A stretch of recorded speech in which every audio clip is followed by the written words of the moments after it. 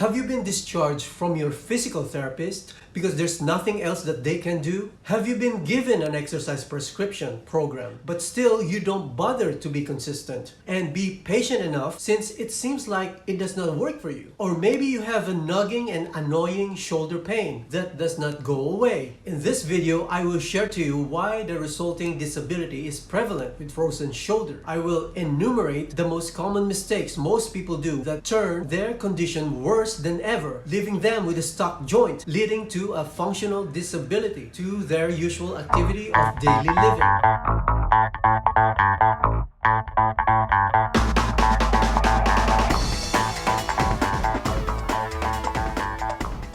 Being accountable is no joke. You have to have a strong foundation and clarity to why you are doing a specific exercise program before you step up and take action and be more or less consistent. Most of the time, I still doubt it, if you will. Nowadays, you get too much valuable information easily. But when it comes to taking action and implementing what you have learned, you end up procrastinating each and every one of them instead. But how on earth can you start moving forward when you have an annoying pain? Your ideas becomes fuzzy. That leads you to choose more on the easy way out. The more comfortable, the better. Am I right? I'm in pain. Don't you get it? It's so painful. Don't you ever touch my shoulder. And then you ask yourself, why me? Why is this happening to me? it is easier to complain and whine over your agonizing condition. It's also easier just to be more comfortable by not doing anything. I went through your agony, my friend. I know where are you coming from. It is really painful and excruciating. If somebody just touch you on the shoulder, it may trigger your pain. If you have a bad frozen shoulder, you know what I'm talking about. And I completely understand your distressing complaint. As a friend, the only thing that I can do is to support you and share to you what I have learned from my own 6 months to 1 year frozen shoulder experience that prevented me from its debilitating outcome. And most important is, it took me less than a year. Today and throughout my frozen shoulder series, I will be your model and your personal coach.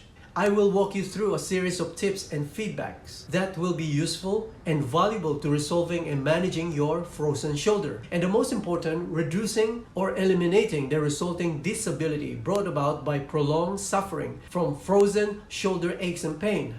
And if you are new to this channel, make sure you check out my first video on frozen shoulder, which is the 6 best and effective ways to manage a frozen shoulder. That video will help prepare yourself mentally, since frozen shoulder have stages that without proper intervention could lead you to a serious disability. Subscribe right here, right now. Ring the bell as well to get weekly updates of my new upload series. Together, we will conquer.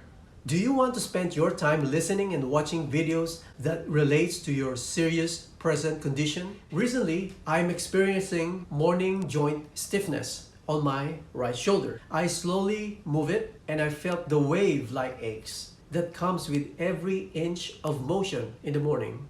It gets better and I felt a relief afterwards of full movement. Does this happen to you each morning, especially when you slept on top of your frozen shoulder side? As I reach out my right arm, as I turned to my side while sitting on a chair, immediately I felt a sharp shooting shoulder pain that lasts for more than a few seconds. As I recall back my arms slowly and shake it to relieve it. Does it sound familiar? One of the most common hallmark of frozen shoulder is rotation of the shoulder joint. This movement is the first motion to get affected and limited with that is why I'm doing this stretch right here. My first repetition wasn't a comfortable one. It was early morning and it was my first rotation of my shoulder joint and it's the first stretched. You can see how I try to tolerate that creeping wave-like pain and aches that lasts for a few seconds, but felt better on my second repetition. The pain sensation for me is a mix of sharp shooting pain that goes from moderate to severe pain, then it will subside. And this is the exact same signs and symptoms I got from my first frozen shoulder. The only matching risk that I have was my age. I am at my 50s. Frozen shoulder is common in females and with diabetes. I am not diabetic and I have no history of any right shoulder injury whatsoever. So let's get started for the most common mistakes people do with their frozen shoulder pain. For our number one, not being resourceful and always hustling for information. With frozen shoulder, the present pain that immediately affects your daily function is your worst enemy. It is actually the same with other type of severe pain. Physical therapist's major objectives and intervention is reducing the pain and of course to move you with exercise and eventually discharge you earlier with an exercise prescription. There are private practitioners that can continue your program and take care of you without you researching on what to do, but this will cost you. So your best option is to watch a video like this for free information. Hustling and surfing from one video to another is going to be a waste of your time. Commit to one channel like this. Jumping from one channel to another just to copy exercises and program will not work with this situation. Getting the nuts and bolts might probably work with other type of shoulder pain condition, but not with frozen shoulder. Because of its prolonged detrimental condition. You need to be reminded as often as you can in order for you to have a right mindset to be stable throughout the process. Being resourceful and at the same time tenacious enough to one channel that you pick to be worth it. Maybe you're asking, why do I need information?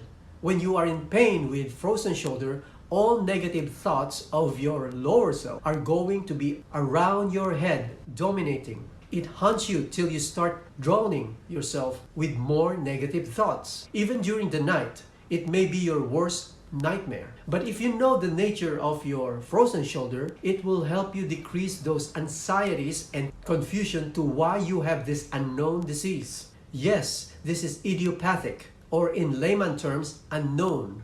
But it is not a new condition. Information that trace how you can manage and treat frozen shoulder is available for everybody. With education, you can stretch your mindset, and instead of asking why, you will be able to ask how. That you can lead to a better answer will distress you instead of completely just complaining and distressing yourself. The less why question to your brain, the more you can manage your frozen shoulder. Remember, frozen shoulder can linger for 1 to 3 years. And being stressed could be a silent killer, much worse than what you could get from frozen shoulder. Goal is to wait and be patient while knowing and doing the right intervention. Number 2, not taking massive action. Now you're ready with your mindset and you have one particular online coach candidate that passed your high standard. What's next? There are lots of I have to activity in my life. There are positive sacrifices and it can be a negative sacrifices. Until now, I can still say that I am not a morning person. And please don't brag and tell me it is all about training myself. I know myself better and you know yourself better too. And that is why my next step that works for me that I want to share is I have to wake up early. I don't suggest you to cling on that I have to habit.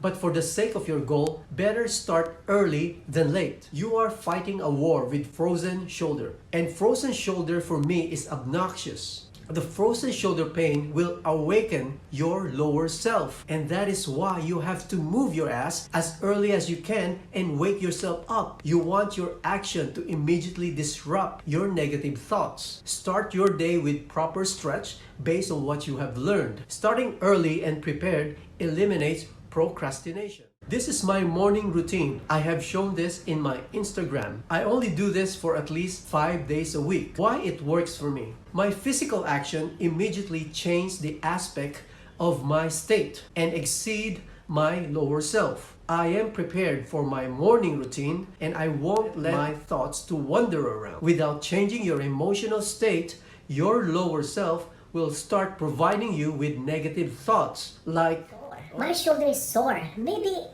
it's not a good idea to stretch. Oh, I feel lazy today. I think I'm not in a good mood. Maybe I'll do it later. I have a lot of time today anyway. I'll start tomorrow. Just take this as a rest day. hello, frozen shoulder is going to be always sore and stiff in the morning. The stretch that I recommended, if you are watching my videos and you stick till the end, it is actually not damaging or destructive. Educating yourself will promote the right mindset. And with the right mindset, your objective will have more clarity. Clarity helps you do things faster as you prepare and as you switch to your right emotional state for you to plan to implement by taking action. You will have a laser-like focus if you follow this before your specific stretches. Number 3, not paying attention when you are stretching.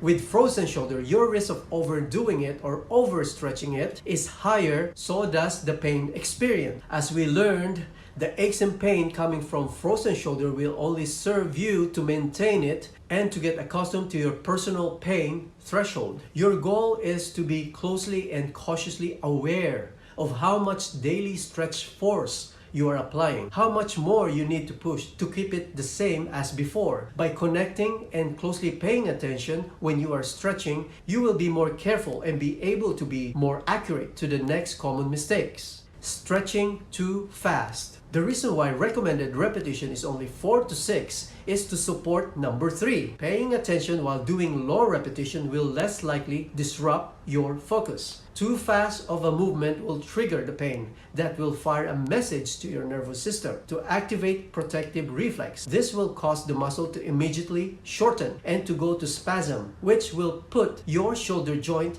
off its nearest functional joint mobility alignment, resulting to a poor joint congruency or balance, then leading to injury aggravation of your shoulder joint. This is the level your body will become very hyperactive and hypersensitive to wrong movement. Review my video about the right way to stretch to remind you the right pacing of the stretch. Not holding the end range. To be able to stretch and create a length, a pause, or a static moment of a couple of seconds or less than 2 seconds should happen every each repetition. This is not dynamic type of stretch. Each repetition requires you to hold the end range and progressively increase as you go through more repetition. Building up the stretch as you go through the 4 to 6 reps promote continuous but gradual breakdown of adhesion created by the constant frozen shoulder inflammation. Your stretch will serve like a daily flossing of your joint. Remember that. Number 6. Shoulder blades are not participating. One of the key elements to resolve any shoulder joint issue is to start with training and connecting mentally with the muscles surrounding the shoulder blade. Shoulder blades or scapula works together with the length of your arm. Shoulder joint pain could disrupt the natural movement or rhythm, starting by destabilizing the muscle around your shoulder blades. This will displace the shoulder blades of its proper orientation, creating what you call scapular winging. This is me stretching my shoulder with a prominent one-sided hump. This is actually my shoulder blades sticking out like a wing. Number 7. Arching the low back beyond natural. It's very important that you're holding your lower back in neutral curve position by pulling in your abdomen. If lower back arches and move away from its neutral curve, stretch to your shoulder joint will not be maximized. This is a form of cheating that you might not be aware since your shoulder is painful. A particular stretch will either resist because of the pain. The resistance will start to move your lower back to accommodate more motion. You want the motion to be just on your shoulder joint and not anywhere else. Therefore, suck in your abdomen while avoiding the next and the last common mistakes. Number 8. Extending back the neck. With addition to habits and forward head posture, the neck will be very responsive to your shoulder pain. By repositioning the neck, you will be able to reduce the tension that happens when you trigger your pain. Instead of moving your head back, which is a common reflex from pain, move down your head or maybe flex it further by tucking in your chin. Hanging on a bar is one of the best ways to stretch your shoulder. Keeping your head flexed down forward will relax you further and will open up your shoulder joint better. Take note that it is highly recommended that your feet should be able to touch the ground to have better control with the stretch. More about this and other simple and effective stretch next week. Thank you for checking out my video. Remember that the best tips and feedbacks comes from you. So don't hesitate to leave a comment on the section below. Always subscribe to any video like this. Pretty well. Thank you for listening. This is Jace Lee. I am an active, isolated stretch practitioner.